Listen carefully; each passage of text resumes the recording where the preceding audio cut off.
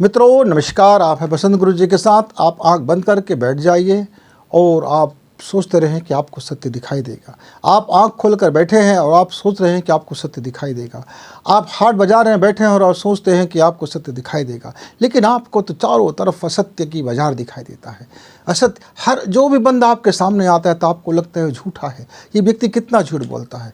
सत्य और असत्य, सच और झूठ में ऐसा उलझा हुआ व्यक्ति फिर समझ नहीं पाता कि सत्य क्या है। फिर एक सूत्र लिख लेता है, सत्य में जयते। कहीं से सुन रखा होता है व्यक्ति कि सत्य का सदैव विजय होता है। तो विजय होता है मतलब दूसरे पक्ष का हार होगा।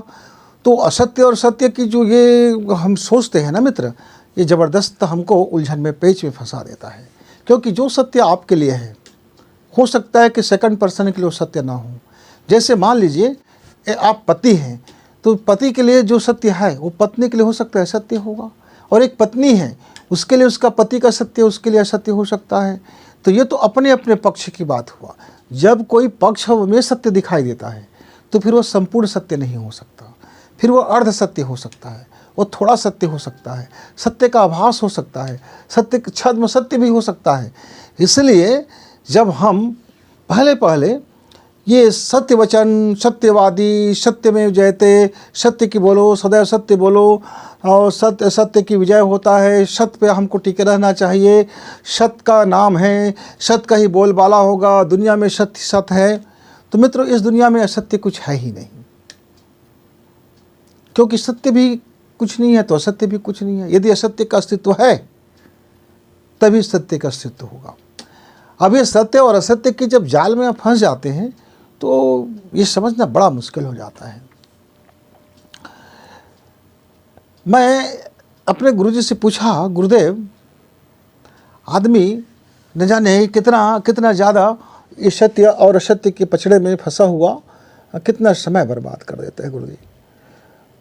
पूरी की पूरी भाषण खड़ा हो जाता है, तंत्र खड़ा हो जाता है, आंदोलन होते रहते हैं, और उसके बाद उसके जीवन में पूछो, क्या आपने सत्य को देखा, क्या सत्य को पाया, क्या सत्य का स्वाद मिला, सत्य कैसा होता है, क्या आपने सत्य का अनुभव किया?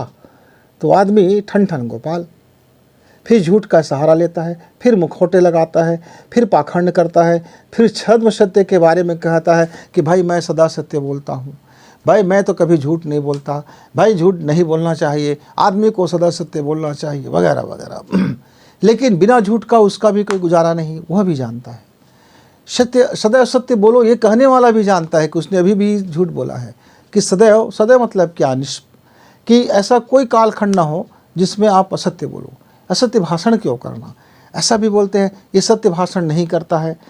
तो मित्रों, बहुत घन चक्कर के बाद मैंने अपने जीवन में समझा कि सत्य बाहर नहीं होता, सत्य व्यक्ति के भीतर होता है, और सबका अपना अपना सच होता है, सबका अपने अपने साइड से सत्य होता है, अपने अपने पक्ष के हिसाब से भी सत्य होता है, और निरपक्ष सत्य होना एक बड़ी बात होती है।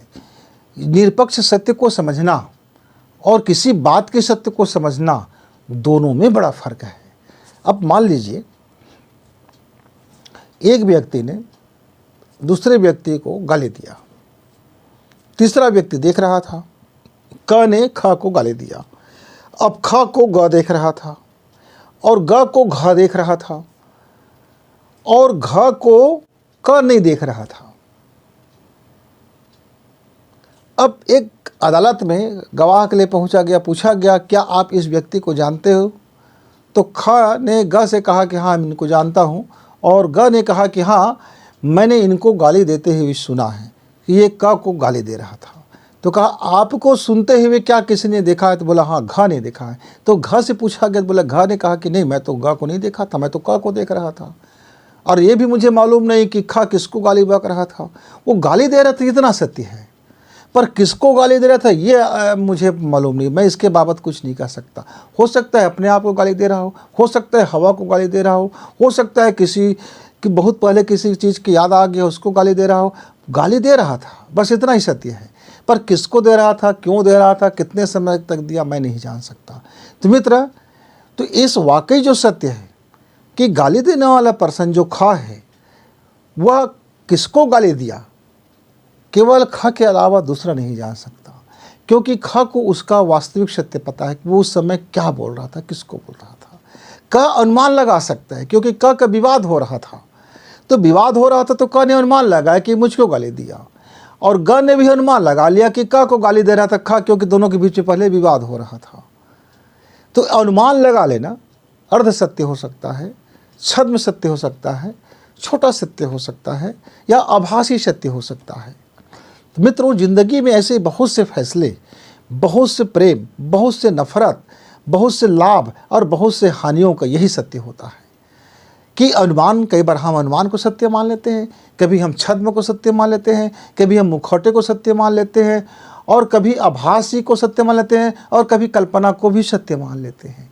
इसलिए इस सत्य की जंजाल में फंसा व्यक्ति बड़ा उलझन में फंस जाता है, और सत्य और असत्य के बीच में ऐसा पेंडुलम जैसे चलते रहता है। मेरी भी ज़िंदगी का काफ़ी हिस्सा इस मार्ग में गया। तब मैंने गुरु जी से पूछा कि मैं अपने भीतर के सत्य को पहचानूंगा कैसे, मैं जानूंगा कैसे मैं जो अनुभव कर रहा हूँ, या जो मेरी मंत्र है, या जो मेरी शक्ति है, या जो मेरा जीवन है, या मेरा जो जन्म है, या जो मेरी सद्वाक्य है, या जो मेरी भावना है, या जो मेरा कर्म है, या जो मेरा व्यवसाय व्यापार है, इसमें मैं कितने सत्य से जुड़ा हुआ हूँ। तब गुरु जी ने कहा आप आँख बंद कर लो, आँख बंद कर लो, और आँख बंद करने के बाद अपने विचार को पहले शून्य होने दो, पहले शून्य होने दो। जैसे ही आपके अंदर में मौन हो जाएगा मन, और दिमाग का मौन हो जाएगा, जब उसकी चंचलता खत्म हो जाएगी, उसकी तरंग शांत हो जाएगा, तो जब तरंग शांत हो जाएगा तो शांत होकर के जितने भी गंदगी है तलहटी में बैठ जाएगा, ऊपर निर्मलता आ जाएगी। तब आपको समझ में आ जाएगा कि आपके जो जीवन के तालाब में नीचे में कितनी मोटा परत असत्य का, गलत का, कीचड़ का भरा पड़ा है, और ऊपर में कितनी निर्मल का जल का अभी बचा हुआ है। क्योंकि अभी जब तक आपका तरंग चलता रहेगा, उबाल चलता रहेगा, पता ही नहीं चलता कि आपके जीवन में सत्य नाम का कुछ चीज़ बचा हुआ है भी कि नहीं है, निर्मलता कुछ बचा हुआ है कि नहीं है। इसलिए उसको पहले शांत होने दीजिए। जब शांत हो जाएगा तो आपको समझ आ जाएगा और सत्य से आप परिचित हो जाएंगे। तो मित्रों, चाहे जीवन का सत्य हो, चाहे मरण का सत्य हो, चाहे लाभ हानि का सत्य हो, चाहे प्रेम का सत्य हो, चाहे नफरत का सत्य हो, चाहे घृणा का सत्य हो, चाहे आपका जीवन में किसी लिए गए फैसले का सत्य हो, तो सत्य बाहर दिखाई देने से गटमट हो सकता है, छद्म हो सकता है, आभासी हो सकता है, असत्य सत्य जैसे महसूस हो सकता है। लेकिन आप भीतर में जब महसूस करेंगे तो आपके भीतर से आपके सत्य प्रकट हो जाता है। जब आपके भीतर से आपका सत्य प्रकट हो जाता है तब आपको समझ में आ जाता है कि हाँ, ये सत्य है। तो मित्रों, तो आप सावधान रहिए अपने थाट के प्रति, अपने नज़रिए के प्रति। कभी कभी तो हमारा नज़रिया, हमारा थाट, हमारा पूर्वाग्रह, हमारी मान्यता और हमारी परंपरा हमारे सत्य से कोसों दूर कर देता है। वे हमें अनुभव ही नहीं होने देता, क्योंकि हम पहले से चश्मा लगा के बैठे होते हैं कि ये सत्य होगा। एक बंदा एक गांव में आया। गांव में आने से पहले उस बंदे ने एक अफवाह फैला दी कि वह 12 साल तक तपस्यारत थे और अन्न जल का त्याग कर दिया था। बहुत पहुंचा हुआ सिद्ध बाबा है, बहुत पहुंचा हुआ सिद्ध बाबा है, और वो नंबर 1 का लम्फड़ था और 1 नंबर का वो अभिनय करता था। मैंने किसी मंच में काम करते थे, अभिनय करते थे। उसको मजाक सूझा और उसने कहा कि हम 2 प्रयोग करेंगे और आप देखना इसका जनमानस पर क्या प्रभाव होता है, कैसे चश्मा चढ़ जाती, कैसे मनोविज्ञान हावी हो जाता है। तो उसने कहा, एक दूसरा संत था, उसको उसने बुला के पास में रख लिया और उसको कहा कि महोदय, आप नाराज मत होना, हम आपके बारे में विपरीत अफवाह फैलाने वाले हैं। हम ये बताने वाले हैं कि एक ऐसा व्यक्ति आ रहा है जो बिल्कुल चोर है, चंडाल है, लंपट है, धूर्त है, कमीना है, और ये भागा हुआ है, जेल से भागा हुआ है, ये गिरुआ वस्त्र पहन लिया है और ये किसी भी को हानि पहुंचा देगा। कई जेलों में इनका नाम है, कई खून खच्चर किए हुए। ऐसा हम ढेर सारे आपके बारे में गंदा फैलाने वाले हैं, और हम दोनों उस गांव में बारी बारी से जाएंगे और हम देखेंगे जनमानस के सत्य हमको क्या हमारे प्रति वो सत्य महसूस करता है। अब दोनों तैयार हो गया, चलो भाई देखते हैं, प्रैक्टिकल तो करना था। अब उन्होंने जब पहला अफवाह फैला हुआ था कि फला व्यक्ति बहुत पहुँचा हुआ साधु संत है, 12 साल तक घनघोर तपस्या किया है। जब वो गाँव पहुँचा तो मित्रों, उनकी बड़ी खातिरदारी हुआ, बड़ी आवा भगत हुआ। उनका बोला गया एक एक चीज़ को, एक एक वाणी को लोग सत्य मानने लगे। आरती उतारी गई, धन आ गया, खूब धन से उनको दिया गया, कपड़े दिए गए, मान सम्मान दिए गए। उनके चरण धो करके उनको सब लोग अपना अमृत पान करने लगे और वो उसको अपने सिर पे बैठा लिया।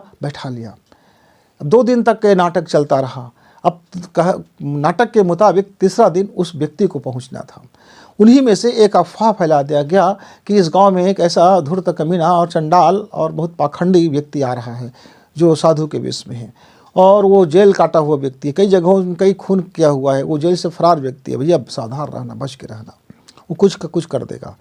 उसने कहा कि हाँ मैं जानता हूँ। ऐसा अफवाह करने वाले ने कई दृष्टांत बता दिया। अब वह मित्र वो वास्तविक साधु पहुंचा उस गांव में। उस साधु को इतनी मार पड़ी कि बेचारे का कचूमर निकल गया और बहुत ज़्यादा दुर्गति हो गया। साधु कहते रहे कि भाई ये सत्य है, आप लोग गलत कर रहे हो। वो जो मंच में बैठा व्यक्ति है वो साधु है, वो सत्य नहीं है। मैं साधु हूँ, ये मेरा सत्य, वो उनका सत्य है। वो चोर है, लंपट है, वो दुनिया भर की फरार मुजरिम है, वो व्यक्ति है, वो मैं नहीं हूँ। आपको धोखा हो रहा है। पर गाँव के लोग ने बिल्कुल नहीं माने। उनमें से एक बंदा था, एक सादा सीधा दिखने वाला किसान भाई था।